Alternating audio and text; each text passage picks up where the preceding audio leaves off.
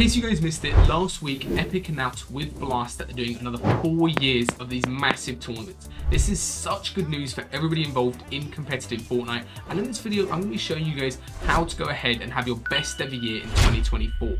Whether you guys just play at the very low levels of competitive and you want to get better than your friends, whether you're trying to get your first earnings, or whether you're trying to break into that semi-pro or even tier 1 pro status, I'm going to be showing you exactly what to do in this video so you can go ahead and hopefully see yourself up on that stage in these massive tournaments for the next 4 years upcoming. So let's get started. The first thing every single person doing this video needs to do is figure out what they are worst at. There's no point trying to figure out what you're already good at and what you want to continue working on. Figure out what are you worst at in specific. What gets you killed in tournaments? What goes ahead and holds you back from placing or even improving? Whether that's going to be your mechanics, whether that's going to be your aim or your game sense, figure out what general category that falls under and then go ahead and really focus in on exactly what is holding you back. The amount of times that I get messages from people saying, oh, my awareness is bad and it costs me, how do I fix that? That isn't going to help. You need to figure out exactly what is the specific cause that's holding you back, as well as what is the general issue, and figure out how you're going to work on that. So let's go ahead and take mechanics for an example. Let's say you're pretty bad at fighting and you think your mechanics hold you back. Sure, that's applying for a lot of you guys. Let's go ahead and fix that first. So whatever you've chosen, in this case mechanics, do 1 whole hour at the start of whenever you start playing. So it's the first priority, it's the main thing you're working on that day, fixing that issue. So for mechanics, let's go through a pretty simple mechanics routine that you can copy. First of all, hop into Raiders Mechanics Training V3 and just do this edit house. Just spam edits down, work about 70% of your speed and then build up to 100% and just try to get better at hitting all of these edits. It's really simple to do and you can go ahead and very quickly implement this at the start of your routine. Then hop into Raiders Mechanics Training V4 and go into the edit training section. Select all edits and you're going to go ahead and make sure the drill is moving to make it a little bit harder. So in this scenario, you're getting moved around. It's very hard to do the edits. And of course, this is going to make your mechanics a lot more consistent, especially for awkward edits. From there, you're going to go ahead and do peak training. This basically means that you have to work on doing peaks without getting hit by the bot. You can customize how quick the bot reacts to you, as well as how likely you are to get hit back whenever you do a bad peak. It's really good training. Then from there, you're going to go into the free build section, which is where this routine gets really good. Free builds, most people do them at the start, but if you actually want to work on your mechanics, and especially if it's your main focus, like it should be in this case, what you want to go ahead and do is do this a little bit later on. First of all is we're going to slow down our movement speed and we're going to do 5 minutes of training our mechanics with free building on 0.8x speed.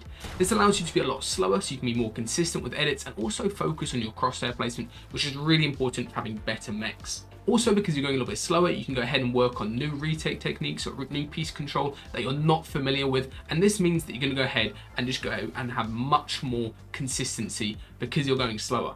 After 5 minutes of that, go to 1x speed. So this is your regular movement speed. It's going to feel a lot faster at first, but go ahead and just play how you normally play in game. Don't just run around free building. Instead, go ahead and practice realistic moves that you're doing, such as crossbox peaks, doing a whole load of free builds at different speeds, as well as doing different edits that you're likely to do in game. Don't just run around free building, focus on fighting an imaginary opponent, which is really important. Then from there, you want to go ahead and bump up to another 5 minutes of 1.2x speed. This means your character is basically at sprinting speed the whole time, and you want to go ahead and just be really consistent. Instead of trying anything new, be consistent with what you already know, because you need to use your mouse speed a lot quicker, as well as you need to be building and pressing your keybinds a lot faster. Be as quick as possible in this routine without making editing or building mistakes. Alright, after you're done with the free builds on different speeds, head into Piece Control X Peak Training. Again, this is all within the Raiders V4 map. The mechanics training map code is up on the screen. Here, you want to go ahead and just do the default settings to start. You can obviously change this in the future. And you want to go ahead and set up a good peak, either a right-hand peak or a jumping peak where the bot can't shoot you back, since it's going to have a standard reaction time, right, 200 milliseconds, and you can change this later on. Then do 10 minutes of this and go into another 10 minutes of the final routine, which is tunnels the targets. This means that you're going to combine everything that you've done so far without losing momentum. So you're going to be trying to move as quickly as possible through this and go ahead and make sure you're setting up a good peak on the bot without it being able to shoot back, just like in the previous example. This routine only takes 1 hour. It's made by T-Church, who's an amazing coach. I'll link his YouTube down in the description.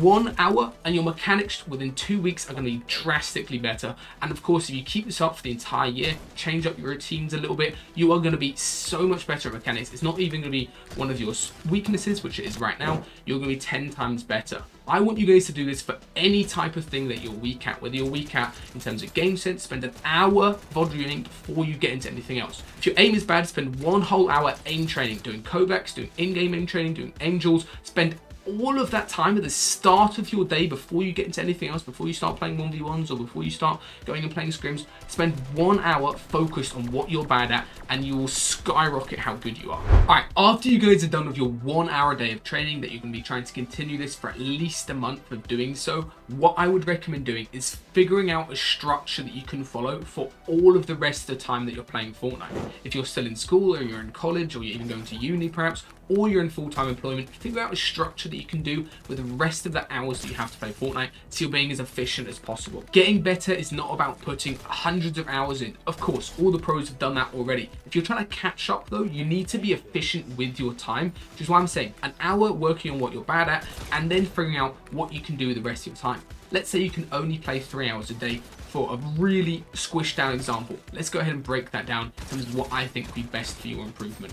And then of course, you're playing 4 or 5, you're playing 6 hours a day, you can increase this and go ahead and add more stuff in. All right, so very simply, this is what I'd recommend doing for a schedule. I'd recommend you guys use Google Calendar or some type of online calendar app, mainly because it's going to remind you automatically and it also allows it to be a lot more consistent with you sticking to. It's going to remind you 30 minutes before, 5 minutes before, just so you never miss it out in a specific day. It's actually really useful.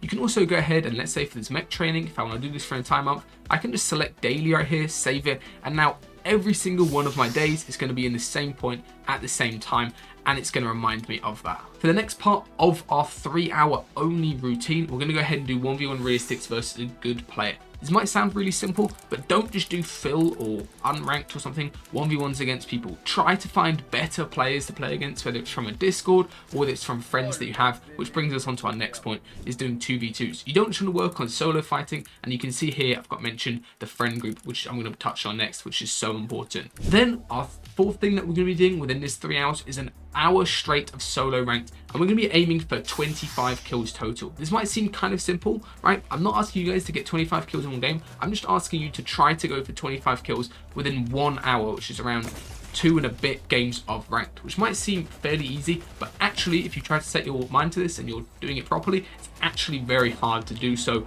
and it's really challenging to get those 25 kills within just 1 hour. Of course, if you're playing more, you can expand how long you're playing ranked for, and you can go ahead and try to aim for a bigger kill target, or you can lower it down a little bit if it's too hard, aim for 20 or 15 within the hour. It's really good to make sure when you're practicing or when you're doing your schedule, you have a goal that you're working towards. You're not just fluffing around doing random things. Then for my final 30 minutes, it's actually the schedule I'm doing at the moment, I've got zone wars and 6s or 8s. Basically, I'm doing more creative fighting against more good players, not just playing against random players again, with the friend group, and I'm trying to make sure that I'm doing at least 30 minutes of that a day, just because it is probably one of the best mechanics trainings that you can do. Again, guys, use Google Calendar, set this up so it goes ahead and reminds you every single day and you're more consistent with it. It's going to skyrocket how quickly you can get better. I'd really recommend doing this. All right, guys, my fourth tip is probably the most simple thing to do. It's just to join or make a friend group of players who want to get better at comp. It doesn't matter about the current skill level. In my current friend group, we've got like me and Bloomy, who have been the same skill level for like 3 years or something. We've got Fader Pigeon and Refsguard, who are absolutely insane mechanical players. And we've also got players like Boop and Resub, who join and play 8s. And it does not matter about the skill level. It's more so about getting varied, different levels of players that you're fighting against, as well as learning and getting better. And also just when you're in a friend group, you play the game more, right? Trying to grind on your own or just grinding with the duo, there's kind of a cap in terms of how much you can put into the game on your own. For example, with a friend group that I think has done really well in the past year is this chill one that someone got an invite to. In there, you've got players like Breestash, Henry30J, who went from 0 to 1k earned last year, Prism, who's done insanely well in solos, and he's also increased his earnings a lot. There's also Jake Booker in there, who went from 0 to almost 5k earned last year, Jakey, who went from like 300 to a few thousand earnings.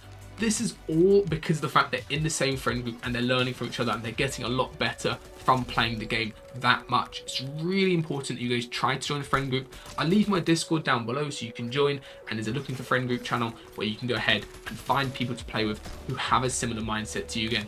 Again, it doesn't matter about skill level, it's just about the work ethic to do better.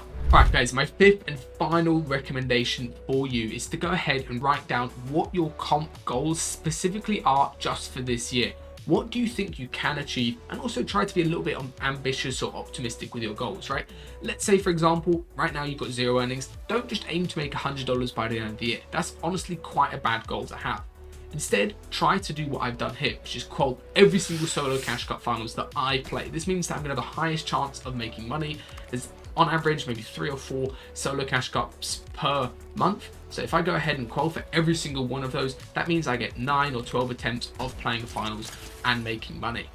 Then instead of just aiming to make money once, instead try to make it more than once. Try to aim for like $500 earned. That means that even by the end of this year, getting into 2025, if you've messed that goal up, you still should have earned at least a couple hundred, which is really good for your first year of getting earning. Another one of my goals is to make later rounds of FNCS. Again, depending on where you are on comp, this could mean different things for you. It could just mean getting through opens, it could mean getting into the top 50 finals and playing against all those pros.